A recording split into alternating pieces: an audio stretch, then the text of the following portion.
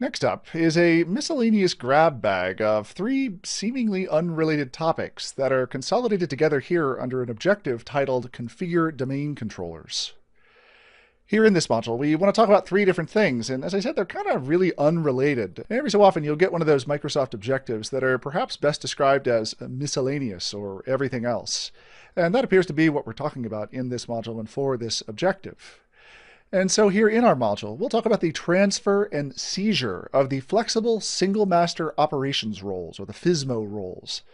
We've actually already talked about the FSMO roles and what they are and what they do back in the 70-410 content.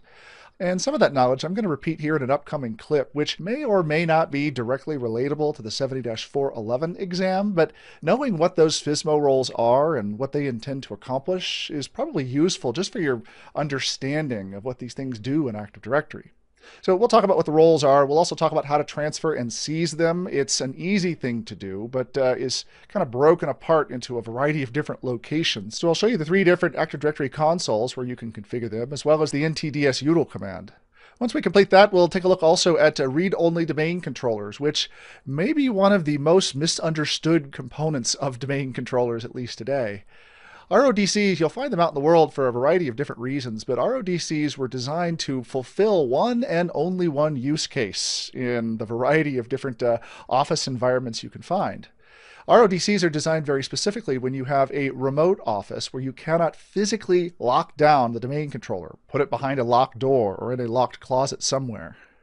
One of the big issues with Active Directory is that in a multi-master model, without an RODC role, if you have an unsecured domain controller, it's entirely possible for someone to come in and simply steal the domain controller, the actual computer itself.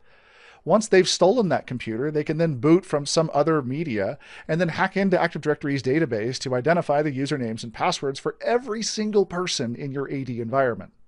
Now, as you can imagine, that's a really, really bad day. And so Microsoft has created these RODCs as a way to reduce the impact of a loss of a physical domain controller.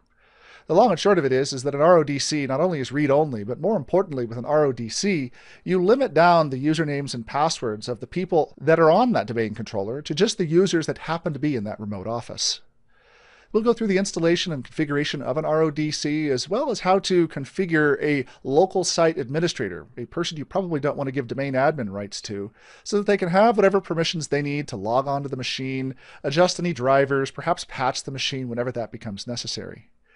Then for our third topic, we'll talk about domain controller cloning, which I teased back in that last module that cloning was something you never, ever, ever wanted to do back in versions of the operating system before Windows Server 2012. Cloning even today is something you probably should shy away from unless you meet some certain specific prerequisites, which I'll talk about here in our third task. In addition to those prerequisites, there are a couple of steps you have to go through as well, just a couple of command lines that are necessary.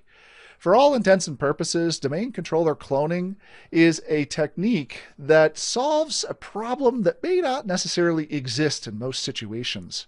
For a lot of us, just simply building a new domain controller and allowing it to replicate is a better idea than going through all the machinations in cloning a DC. But for those of us who have the need to clone that DC, we now have the ability here thanks to some extra features built into Windows Server 2012 and R2.